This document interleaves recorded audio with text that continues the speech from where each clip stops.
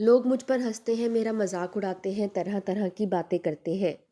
میرے جاننے والوں نے میرے عجیب عجیب نام بھی رکھ چھوڑے ہیں۔ کوئی مجھے آوارہ بڈھا کہتا ہے تو کوئی رنگی لیشا، کیونکہ میرا ایک ہی شوق ہے، ہر ایک دو سال بعد ایک نئی دلہن گھر لانا۔ اس وجہ سے کچھ لوگ میرے راستے میں آنے کی کوشش بھی کرتے ہیں اور عین وقت پر جا کر لڑائی بھی ڈال دیتے ہیں، مگر مجھے کسی کی پرواہ نہیں۔ میں ہر 2 سال بعد ایک شادی ضرور کرتا ہوں۔ اب آپ یہ نہ سمجھیں کہ میں بہت امیر شخص ہوں، میرے 2 4 تیل کے کنویں ہیں، میں نوٹوں پر سوتا ہوں۔ جناب، میں تو بہت غریب شخص ہوں، اتنا غریب ہوں کہ دلہن کا جوڑا بنوانے کے لیے مجھے ادھر ادھر سے مانگنا پڑتا ہے۔ ان دنوں میں پلاسٹک برانڈ بنانے والی فیکٹری میں ملازم تھا۔ تنخواہ معقول تھی، یعنی اچھی تھی، گزارا اچھے انداز میں ہو جاتا تھا۔ گھر میں صرف 2 افراد تھے، ایک ماں اور ایک میں۔ بھائی بہن کوئی تھا نہیں۔ والد کا انتقال اس وقت ہوا جب میں صرف 12 سال کا تھا۔ ماں نے ہی میری پرورش کی تھی۔ وہ پڑھی لکھی تو نہیں تھی، اس لیے مزدوری کرتی رہی اور مجھے پڑھاتی رہی۔ ماں کی پریشانیوں کو میں نے محسوس کر لیا تھا، اس لیے دل لگا کر پڑھائی کرتا تھا، لیکن میٹرک سے آگے پڑھ نہیں سکا اور نوکری کی تلاش میں نکل پڑا۔ اتفاق سے ایک فیکٹری میں جاب خالی تھی، مجھے رکھ لیا گیا۔ تنخواہ معقول تھی، اس لیے بعد میں ماں کو گھر بٹھا لیا۔ اب ماں کا ایک ہی کام تھا، آس پڑوس میں گپے لگانا اور ایک ایک سے تقاضا کرنا کہ وہ چاند سی لڑکی ڈھونڈیں۔ میرا محلہ انتہائی غریب لوگوں کا تھا، وہاں صرف پھٹے پرانے کپڑوں میں ملبوس ایک دوسرے کی جوئیں دیکھنے والیاں ہی نظر آتی تھیں، اور ایسی لڑکیاں مجھے کب پسند آتیں، پھر پتہ نہیں کیسے اماں کو رضیہ نظر آ گئی۔ 60 گز کی جھگی نما کوارٹر میں رہتے ہوئے انہوں نے 80 گز والے گھر کی لڑکی تلاش کی تھی۔ گویا کہ صورت شکل بس واجبی سی تھی، مگر پہننے اوڑھنے کا اسے سلیقہ آتا تھا اور مشین بھی چلا لیتی تھی، اچھے اچھے کپڑے بھی سی لیتی تھی۔ یہی خوبی اماں کو سب سے زیادہ پسند آئی تھی، اور اماں نے ضد باندھ لی تھی کہ جتنی جلدی ممکن ہو سیرا باندھو اور اسلم گھوڑے والے کے گھوڑے پر بیٹھو اور اسے بیاہ کر گھر لے آؤ۔ دن رات کی ایک ہی تکرار سے عاجز آ کر آخر میں نے رضیہ کو دلہن بنانے کا فیصلہ کر ہی لیا اور اس کو اپنی دلہن بنا کر گھر لے آیا۔ اس نے آتے ہی پہلا کام یہ کیا کہ گھر کا راج اپنے ہاتھ میں لے لیا اور اماں کو ریٹائر کر کے نماز کی چوکی پر بٹھا دیا۔ یہ کام اس نے حسن سلوک کے ہتھیار سے کیا تھا، اس لیے اماں نے بھی خوشی خوشی اکلوتے ٹرنک کی، جو کہ ٹوٹا ہوا تھا، اس کی چابی اس کو دے دی اور خود ہر کام سے بری الذمہ ہو گئی۔ ریٹائر آدمی زیادہ دیر نہیں چلتا۔ اماں بھی ایک دن نماز پڑھتے پڑھتے چوکی سے لٹک گئیں، نیچے گری تو آواز بھی آئی، مگر رضیہ نے تکلیف کرنے کی ضرورت محسوس نہیں کی اور اپنے کاموں میں لگی رہی۔ جب روٹی سیک کر کچن سے باہر آئی تو ماں فرش پر نظر آئی۔ اس نے کہا کہ اماں، ابھی تک آپ اٹھی نہیں، چلیں اٹھ کر ہاتھ منہ دھو لیں، گرما گرم روٹی لاتی ہوں۔ 2 3 بار آواز دینے پر جب وہ نہیں اٹھی تو مجبوراً رضیہ کو اٹھانے کی زحمت کرنا پڑی۔ اس نے جیسے ہی ہاتھ لگایا ان کا جسم لٹک گیا۔ اس نے چھو کر دیکھا تو ان کا جسم ٹھنڈا پڑا تھا۔ بس اس نے اتنی زور کی چیخ ماری کہ کئی گھر دور کی عورتیں بھی دوڑ پڑیں۔ پھر بین کرنے کا مقابلہ شروع ہو گیا۔ کسی نے میری فیکٹری میں فون کر دیا اور میں بھی بھاگتا ہوا واپس پہنچ گیا۔ پھر محلے والوں کے اشتراک سے کفن دفن کا انتظام ہو گیا، ورنہ میری حالت ان دنوں ایسی تھی کہ میں قبرستان کی فیس، جنازے کی گاڑی کا کرایہ، کفن کی قیمت دے نہیں سکتا تھا۔ گھر کا نظام پہلے بھی رضیہ کے پاس تھا، اماں کے بعد بھی اسی کے پاس ہی رہا، کوئی فرق نہیں آیا۔ وقت گزرتا رہا، کوئی خاص فرق نہیں آیا اور ایک دن وہ مل گئی۔ یہ بات اماں کے انتقال کے پورے 1 سال بعد کی ہے۔ اس روز فیکٹری میں کوئی زیادہ کام تھا، اسی لیے میں کچھ دیر سے نکلا تھا۔ سڑک ویران نظر آ رہی تھی۔ انڈسٹریل زون کی سڑکیں تو صرف ڈیوٹی آور میں ہی تھوڑی دیر کے لیے آباد ہوتی ہیں، گھنٹے 2 گھنٹے کی چہل پہل ہوتی ہے، یعنی جب لوگ ڈیوٹی دینے آ رہے ہوں یا جا رہے ہوں۔ باقی وقت تو یہاں کی سڑکیں کسی عاشق کے دل کی طرح خالی رہتی ہیں۔ ابھی میں بس اسٹاپ کی طرف بڑھ رہا تھا کہ سڑک سے بھاگتی ہوئی لڑکی نکلی اور مجھ سے ٹکرا گئی۔ یہ ٹکر شدید قسم کی تھی۔ وہ ایسے بھاگتے ہوئے آئی تھی جیسے اس کے پیچھے کتے لگ گئے ہوں۔ میں نے اسے غصیلی نگاہوں سے دیکھا، مگر اس کے چہرے کی گھبراہٹ اور معصومیت نے میرے غصے کی آگ کو ٹھنڈا کر دیا۔ میں ہمدردی کے جذبات سے بھر اٹھا۔ میں نے پوچھا، بی بی کیا بات ہے؟ تم اس طرح بھاگ کیوں رہی ہو؟ کیا کتے پیچھے لگے ہوئے ہیں؟ دوڑنے کی وجہ سے اس کی سانس پھول رہی تھی۔ اس کی طرف دیکھتے ہوئے میری نگاہیں بہکنے لگیں۔ میں ٹھہرا ایک شریف شخص اس لیے نظریں چرانے لگا، ادھر ادھر دیکھنے کی اداکاری کرنے لگا۔ وہ خوفزدہ ہرن کی طرح بار بار مجھے دیکھ رہی تھی۔ اس کا یوں مڑ مڑ کر دیکھنا خطرے کا الارم تھا۔ ان دنوں جرائم اتنے عام نہیں تھے، مگر گنڈے بدماش ہر دور میں پائے جاتے ہیں۔ ان کے پاس چاقو بھی تو ہوا کرتا تھا جو بڑی آسانی سے مقابل کے پیٹ میں اتر جاتا تھا۔ اس کے انداز سے میں نے سمجھ لیا کہ وہ کسی گنڈے بدماش کے چنگل سے نکل کر بھاگی ہے۔ تبھی کافی دور دو آدمی دوڑتے ہوئے نظر آئے۔ میں سمجھ گیا کہ اسی کو پکڑنے آ رہے ہیں۔ وقت ضائع کرنا عقل مندی نہیں تھی، بس میں نے اس کا ہاتھ تھام لیا۔ یہ بے تکلفی اچانک سرزد ہوئی تھی، مگر ضروری تھی۔ میں نے اس کے ہاتھ کو پکڑا ہوا تھا اور سامنے کی طرف دوڑ لگا دی۔ وہ میرا ساتھ دینے کے لیے قدم سے قدم ملا کر دوڑ رہی تھی۔ ہم دوڑتے دوڑتے سامنے والی گلی میں آ گئے۔ وہ ایک سیدھی سی سڑک تھی۔ اس سڑک پر قطار میں کئی بنگلے بنے ہوئے تھے۔ ہم دونوں پوری قوت سے بھاگ رہے تھے۔ تبھی مجھے خیال آیا کہ وہ مرد ہیں، دیکھنے میں بھی طاقتور ہیں۔ اگر اسی طرح ہم دوڑتے رہے تو پکڑ لیے جائیں گے۔ اس کا آسان سا حل یہی ہم نے ڈھونڈا کہ ہم کسی بنگلے میں چھپ جائیں۔ اس خیال کے آتے ہی ہم نے سامنے سے نظر آنے والے کھلے ہوئے گیٹ کی طرف دوڑ لگا دی۔ اندر پہنچ کر دیکھا تو پھولوں کی خوبصورت کیاریاں تھیں۔ سامنے برآمدہ تھا، ایک طرف گارڈن میں کرسیاں بچھی ہوئی تھیں۔ ہم جا کر ان پر بیٹھ گئے۔ پہلی نظر میں یہی نظر آتا تھا کہ ہم اس بنگلے کی مکین ہیں۔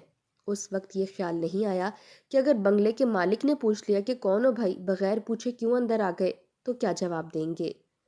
ابھی ہم اکھڑی سانسوں کو درست کر ہی رہے تھے کہ باہر سے آواز آئی، لڑکی ادھر ہی بھاگتی ہوئی آئی ہے، اس کے ساتھ ایک لڑکا بھی نظر آیا ہے۔ وہ یہاں کہاں سے ٹپک گیا؟ اتنی دور سے لے کر آئے تھے اس کو، اور یہاں آ کر وہ فرار ہو گئی۔ اب یہ سوچو کہ بھائی کو کیا جواب دو گے؟ وہ تو زندہ گاڑ دے گا زمین میں۔ میرا خیال ہے کہ کسی بنگلے میں گھس گئی ہے وہ۔ ایک ایک کر کے بنگلے میں گھس کر دیکھنا تو ناممکن سی بات لگتی ہے۔ ایسا کرتے ہیں، جس بنگلے کا گیٹ کھلا ہوا نظر آئے اس میں دیکھ لیتے ہیں۔ وہ اندر ڈرائنگ روم میں تو جانے سے رہی، باہر ہی چھپی کھڑی ہوگی۔ اتنا سن کر میں نے اندازہ لگا لیا کہ وہ لوگ کسی بھی وقت یہاں جھانک سکتے ہیں۔ اس خیال کے آتے ہی میں نے لڑکی کا ہاتھ پکڑا اور برآمدے کے برابر میں بنی گلی کی طرف بڑھ گیا۔ چھپنے کے لیے وہ گلی بہت مناسب تھی۔ اس گلی میں ابھی پہنچا ہی تھا کہ باہر سے کسی کی آواز سنائی دی، اے کون ہو، کہاں گھسے آ رہے ہو؟ ہم نے پلٹ کر دیکھا، مگر کوئی نظر نہیں آیا۔ آواز گیٹ کی طرف سے آ رہی تھی۔ ہم ساکت کھڑے ہو گئے تھے کہ دوبارہ آواز آئی۔ یہ آواز کسی دوسرے کی تھی۔ ادھر ایک لڑکی اور ایک لڑکا تو نہیں آئے؟ ہم ان دونوں کو ڈھونڈ رہے ہیں۔ ادھر کوئی نہیں آیا، بھاگو ورنہ کتا کھولتا ہوں۔ کتے کا نام سن کر میرے جسم میں بھی خوف کی لہر دوڑ گئی، کیونکہ کتا تو ہماری بو فوراً سونگھ لیتا اور شور مچانے لگتا۔ یہ بات بھی سمجھ میں آ چکی تھی کہ لڑکی کا پیچھا کرنے والے دونوں گنڈے اندر آنا چاہ رہے تھے، جسے بنگلے والے نے روک دیا۔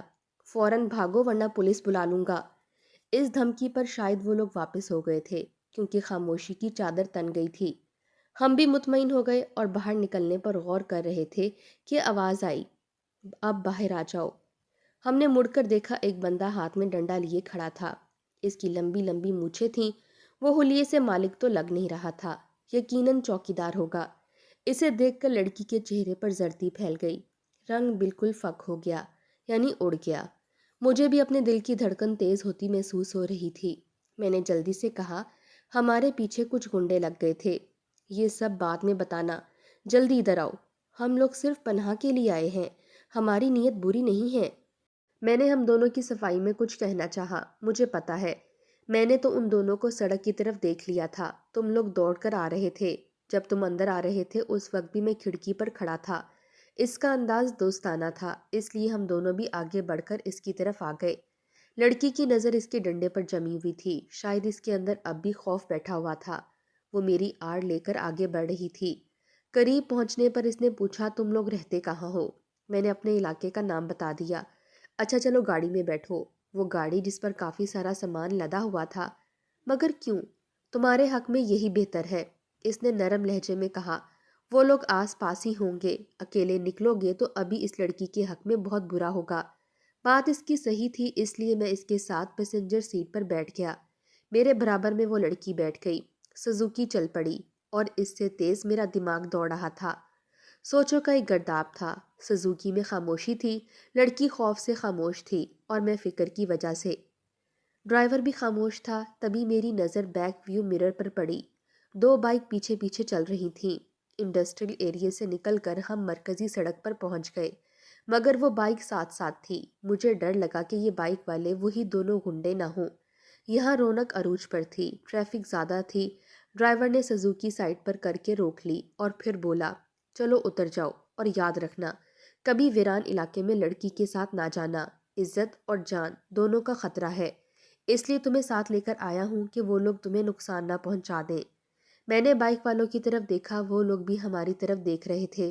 مجھے خوف محسوس ہوا کہ اب یہ لوگ پھر روکنے کی کوشش کریں گے۔ اب یہاں سے اپنے علاقے کی بس پکڑو اور 9-2-11 ہو جاؤ۔ ہم فوراً اتر گئے۔ اس نے پھر کہا، ادھر آؤ۔ میں چکر لگا کر دوسری کھڑکی پر پہنچا، مگر میری نظر بائک والوں پر تھی۔ اطمینان تھا کہ یہاں رونق ہے، وہ لوگ کچھ نہیں کریں گے، کیونکہ جب ایک آدمی سے ڈر گئے تو اتنے سارے لوگوں کے سامنے ان کی ہمت نہیں ہوگی۔ ادھر نہیں، ادھر دیکھو، اس نے کہا۔ میں ڈرائیور کی طرف متوجہ ہو گیا۔ کسی کو بتانا نہیں کہ تم کسی بنگلے میں چھپے تھے۔ اب اس بنگلے کو ذہن سے کھرچ دو، ورنہ کسی بڑی مصیبت میں پڑ جاؤ گے۔ جی اچھا، میں نے جواب دیا۔ وجہ بھی سن لو۔ یہ کہہ کر اس نے اپنی جیب میں ہاتھ ڈالا اور باہر نکالا۔ اس کی مٹھی میں بہت سے مڑے توڑے نوٹ تھے۔ اندازہ تھا کہ جیسے گنے بغیر جیب میں بھر لیا گیا ہو۔ وہ کافی سارے تھے مگر بے ترتیب۔ انہیں اس نے میرے اوپر والی جیب میں ٹھونستے ہوئے کہا، رکھ لو، بعد میں کام آئیں گے۔ اور یہ بھی سن لو، ہم چور ہیں، یہ جو سامان لدا ہوا ہے یہ چوری کا ہے۔ بنگلہ خالی کر کر آ رہے ہیں۔ لڑکی ساتھ ہو تو پولیس والے چیکنگ کے لیے روکتے نہیں ہیں، اس لیے تم دونوں کو بٹھا لیا تھا۔ اپنی بات ختم کر کے اس نے ایکسیلیٹر دبایا۔ ایسا زبردست انکشاف اور اتنے سارے نوٹ، میں تو سکتے میں رہ گیا۔ تبھی مجھے بائک والوں کا خیال آیا۔ میں نے گردن موڑ کر دیکھا تو وہ دونوں سزوکی کے پیچھے پیچھے جا رہے تھے۔ یقیناً وہ بھی اسی کے ساتھی ہوں گے۔ ادھر سے نظر ہٹا کر میں نے لڑکی کی طرف دیکھا۔ اس کے چہرے پر اب خوف کا سایہ نہیں تھا، اطمینان سا نظر آ رہا تھا۔ اسے پرسکون دیکھ کر میں نے پوچھا، اب یہ بتاؤ تمہارا گھر کہاں ہے؟ اکیلی چلی جاؤ گی نا؟ میں نے پھر سوال کیا۔ اس نے بے بسی سے میری طرف دیکھا، پھر سر جھکا لیا، جیسے جواب دینے سے پریشان ہو رہی ہو۔ اسے یوں خاموش دیکھ کر میرا پارا چڑھنے لگا۔ بی بی، میں نے پوچھا ہے آپ کو جانا کہاں ہے، گھر کہاں ہے؟ میرا لہجہ تلخ ہو گیا تھا، پھر بھی اس نے جواب نہیں دیا۔ جواب دینے کی بجائے اس نے میرے بازو کو سختی سے پکڑ لیا، جیسے وہ میرا ساتھ چھوڑنا نہیں چاہتی۔ اس طرح بازو پکڑنے کا ایک ہی مطلب تھا کہ وہ میرے ساتھ جانا چاہتی ہے۔ کیا تمہارا کوئی گھر نہیں ہے؟ اس نے ہاں میں سر ہلا دیا۔ ارے بابا، منہ سے بولو، 2.5 من کا سر ہلانے سے بہتر ہے 1 چھٹانگ کی زبان ہلا دو۔ میری آواز میں تیزی تھی۔ اس نے بے بسی سے میری طرف دیکھا۔ جب اس نے اپنا منہ کھولا تو کھلے ہوئے منہ کو دیکھتے ہی میں اندر سے کانپ کر رہ گیا۔ اس کی آدھی زبان کٹی ہوئی تھی، جیسے کسی حادثے میں کٹ گئی ہو۔ وہ سن سکتی تھی، اکثر گنگے قوت سماعت سے محروم ہوتے ہیں، یعنی سننے کی صلاحیت سے۔ یہ اس بات کا ثبوت تھا کہ یہ لڑکی کسی حادثے میں زبان کھو بیٹھی تھی۔ میں نے ہاتھ اٹھا کر ایک رکشے والے کو اشارہ کیا اور اسے اپنے محلے کا نام بتا کر اندر بیٹھ گیا۔ لڑکی بھی ساتھ بیٹھ گئی۔ گھر پہنچا تو بیوی نے مشکوک نظروں سے استقبال کیا، جیسے پوچھنا چاہتی ہو کہ کیا میری سوتن لے کر آئے ہو۔ میں نے اس کی نظروں کی تپش کو نظر انداز کرتے ہوئے کہا، تھکا ہارا آیا ہوں، کم سے کم 1 کپ چائے ہی پلا دو۔ یہ ہے کون؟ اس نے نیچی آواز میں پوچھا۔ بتاتا ہوں، پہلے دم تو لینے دو۔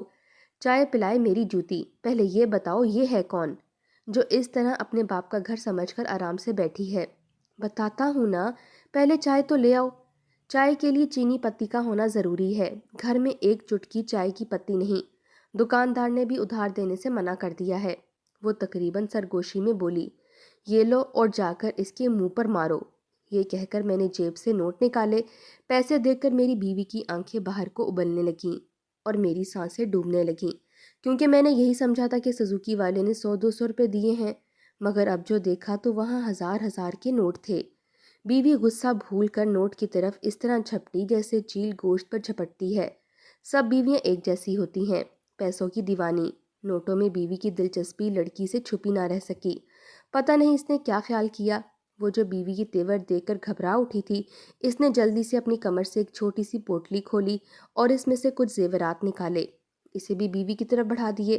رضیہ پر تو شادی مرگ جیسی کیفیت طاری ہو گئی، یعنی خوشی سے پاگل ہو گئی۔ اتنے سارے نوٹ، اتنے سارے روپے اور زیورات، وہ تمام چیزیں الماری میں رکھ کر باہر نکل آئی۔ واپس آئی تو سامان سے لدی ہوئی تھی۔ اتنے دنوں بعد گھر میں چکن بھی پکا تھا۔ ہم تینوں نے ساتھ بیٹھ کر کھانا کھایا۔ بیوی کا غصہ سب ہو گیا۔ جب کمرے میں پہنچا تو لڑکی کے بارے میں ایک فرضی کہانی سوچ کر سنا دی اس کو کہ اس گنگی کے ماں باپ مر چکے ہیں، چاچا پرورش کر رہا تھا، اس کا بھی انتقال ہو گیا اور چاچی نے گھر سے نکال دیا ہے۔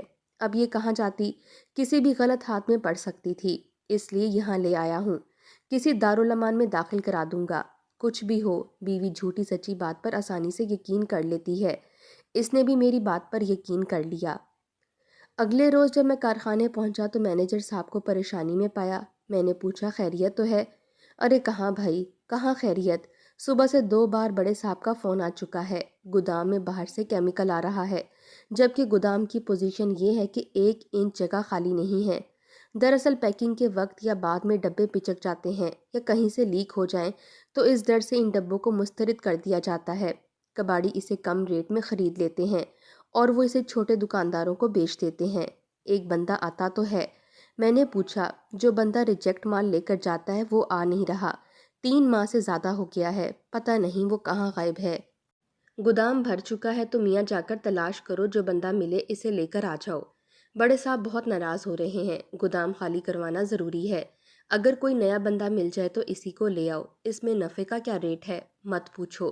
جو مال یہ لوگ 10 روپے میں اٹھاتے ہیں وہ دکانوں پر 100 کا پہنچاتے ہیں، بس یہ سمجھ لو کہ وہ 1 لگا کر 100 کماتے ہیں۔ کتنے کا مال سٹاک میں پڑا ہے؟ تقریباً 1 لاکھ کا ہوگا۔ ان کے جواب نے مجھے ایک نئی راہ دکھا دی۔ لڑکی نے جو زیورات دیے تھے اگر اسے فروخت کر دیا جائے تو اتنے ہی پیسے ملیں گے، کیوں نہ ایک رسک لیا جائے۔ اس خیال کے آتے ہی میں نے کہا، سر اگر آپ ساتھ دیں تو میں خود اس لائن میں آ جاؤں۔ ارے میاں اگر اتنی رقم لگا سکتے ہو تو دیر نہ کرو، یہ بہت اچھا کام ہے، اس میں منافع ہی منافع ہے۔ انہوں نے خوش ہو کر کہا، کل تک میں رقم کا انتظام کرتا ہوں۔ یہ کہہ کر میں گھر آ گیا۔ لڑکی کے زیورات کو بیچنے کے بعد مجھے تقریباً 1,20,000 روپے ملے۔ یہ رقم لے کر ان کے پاس پہنچ گیا، وہاں سے مال اٹھایا اور کئی نئی دکانوں تک پہنچا دیا۔ سارا مال اتنی آسانی سے نکل گیا کہ پتہ ہی نہیں چلا۔ لاکھ روپے ہاتھ آئے، اتنا منافع دیکھ کر تو میں پاگل ہو گیا۔ اتنی بڑی رقم پہلی بار دیکھ رہا تھا، اتنی بڑی رقم خواب میں بھی نہیں دیکھی تھی، مگر حقیقت میں دیکھ رہا تھا۔ میں نے بیوی کو یہ خوشخبری سنائی تو وہ خوشی سے جھوم اٹھی۔ اس نے پہلا مطالبہ یہ کیا کہ اس گندے سے علاقے سے نکل کر کسی اچھے علاقے میں گھر لے لو۔ میں نے وعدہ کیا کہ بہت جلد تمہارا یہ خواب بھی پورا کر دوں گا، مگر اسے جلدی تھی۔ اس نے ایک اسٹیٹ ایجنٹ کے پاس پہنچ کر کسی اچھے علاقے کے مکان کے بارے میں فرمائش کر دی۔ اچھے علاقے میں اس وقت 15-20 لاکھ سے کم میں گھر نہیں آتا تھا۔ اتنی رقم میرے پاس تھی نہیں، صرف امیدیں تھیں، بیوی کا حوصلہ تھا۔ اس کا کہنا تھا کہ انہی پیسوں سے کام آگے بڑھاتے رہو۔ اب میں اسے کیسے سمجھاتا کہ ریجیکٹ مال ہر روز نہیں آتا، اس کے انتظار کے لیے مجھے 1 سال بیٹھنا پڑے گا، سال کے سال مال نکلتا ہے۔ جب یہ بات اسے معلوم ہوئی تو اس نے کہا کہ اس شہر میں اور بھی تو کارخانے ہیں، وہاں جا کر معلوم کرو۔ یہ مشورہ اچھا تھا۔ میں نے مینیجر صاحب سے ذکر کیا تو انہوں نے بھی اس خیال کو سراہا، بلکہ ایک احسان بھی کر دیا۔ انہوں نے کہا کہ ہر روز تم گھنٹہ پہلے آ جاؤ اور 2 گھنٹہ پہلے نکل جاؤ، اس وقفے کا فائدہ اٹھاؤ اور دوسرے کارخانوں میں جا کر پتہ کرو، جہاں سے جو ملے اسے خرید لو۔ اب تک میں بسوں میں سفر کرتا تھا، وقت کی بچت کے لیے میں نے بائک لے لی اور جی جان سے کام میں لگ گیا۔ قسمت کی دیوی مہربان تھی، ایک کے بعد دوسرا کانٹریکٹ ملنے لگا، کہیں سے رنگ کے ڈبے اٹھاتا اور کہیں سے ریجیکٹ کپڑوں کے تھان، کسی سے کاسمیٹک، جہاں سے جو اٹھاتا وہ کوڑیوں کی مول اٹھاتا، مگر بکتا تو سونے کے بھاؤ۔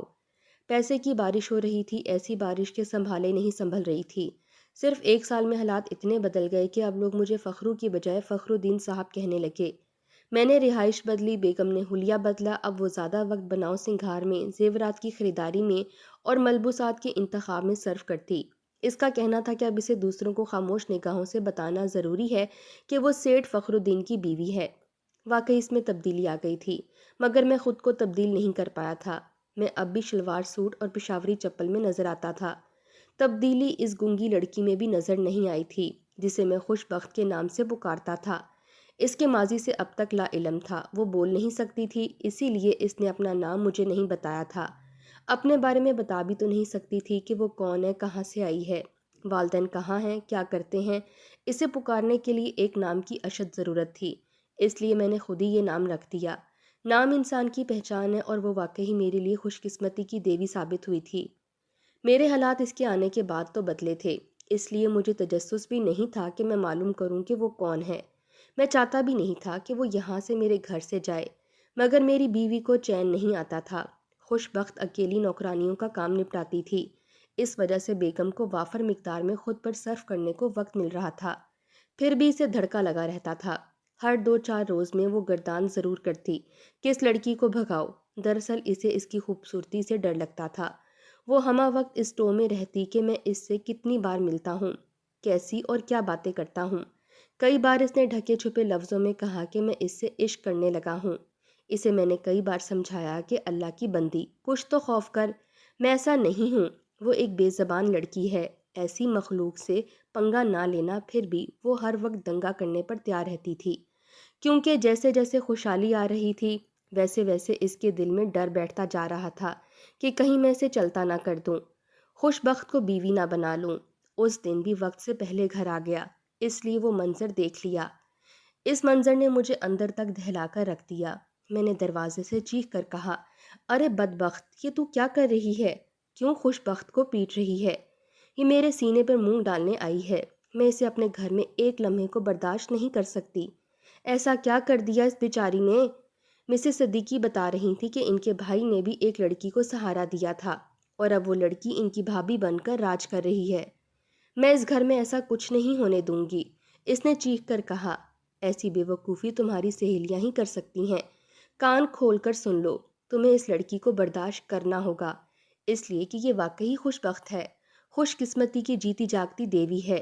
اس کے آنے سے ہی ہمارے گھر میں خوشحالی آئی ہے، ورنہ کیا تھا یہاں؟ مہینے کے آخری دنوں میں قرض پر گزارا ہوتا تھا۔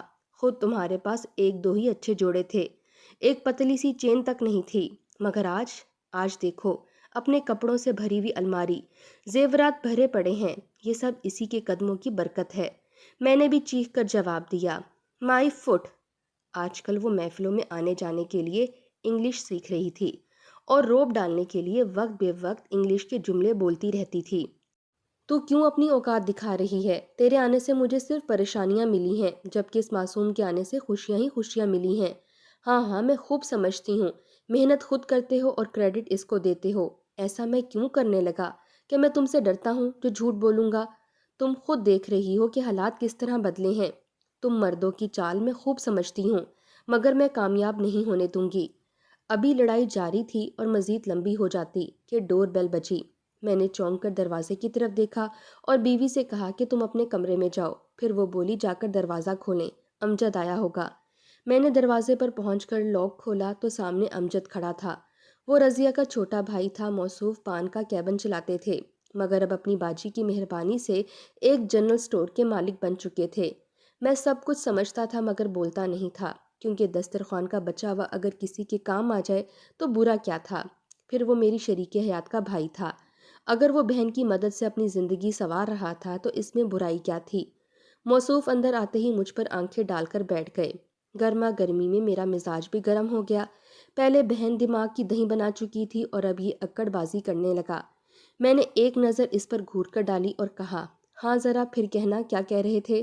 تو موصوف نے شاید میرے جملے کی کاٹ کو سمجھا نہیں، فوراً بولے، میں کہہ دیتا ہوں کہ میری باجی کو اکیلا مت سمجھیے گا، ہم 4 بھائی ہیں، اسے ذہن میں رکھ کر فیصلہ کیجیے گا۔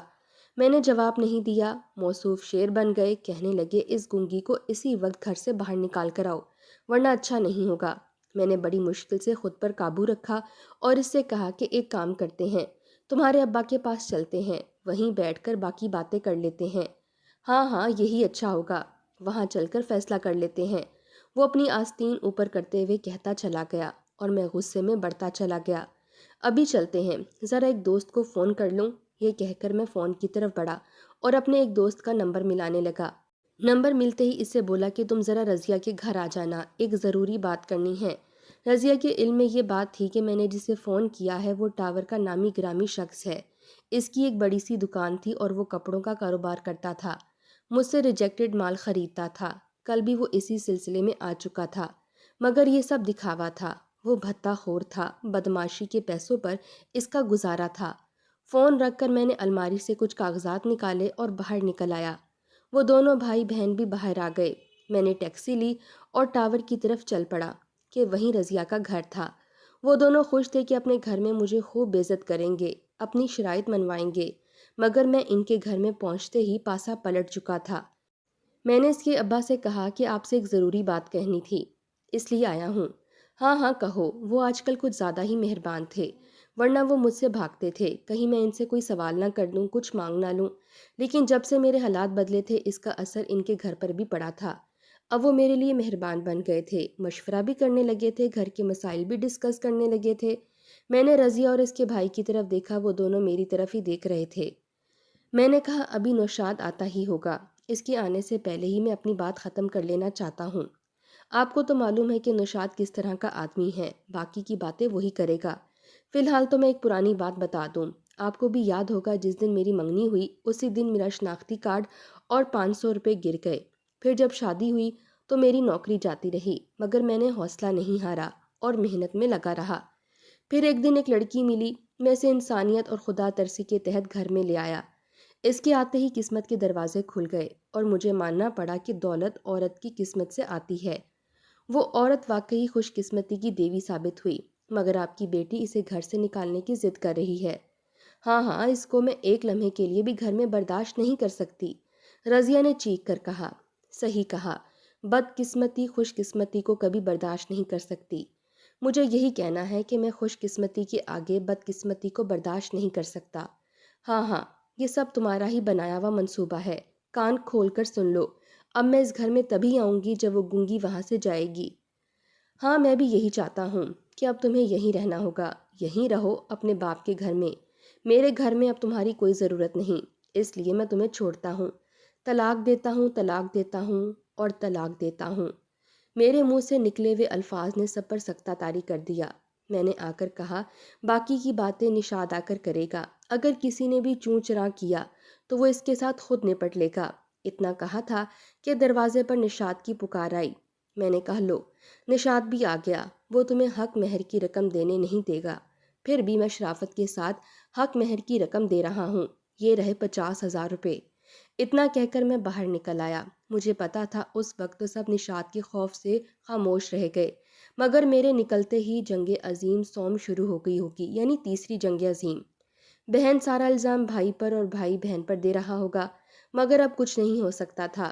میں جو کچھ کرنا چاہتا تھا میں وہ کر آیا تھا، صرف امجد کی آنکھیں دکھانے کی وجہ سے ایسا ہوا تھا۔ اگر وہ مجھے للکارنے کی ہمت نہ کرتا تو میں ایسا قدم نہیں اٹھاتا۔ نشاد کے ساتھ 2-3 دکانوں کا چکر لگایا، گھر واپس آ گیا۔ میں نے سوچ لیا تھا کہ جو ہونا تھا وہ ہو گیا۔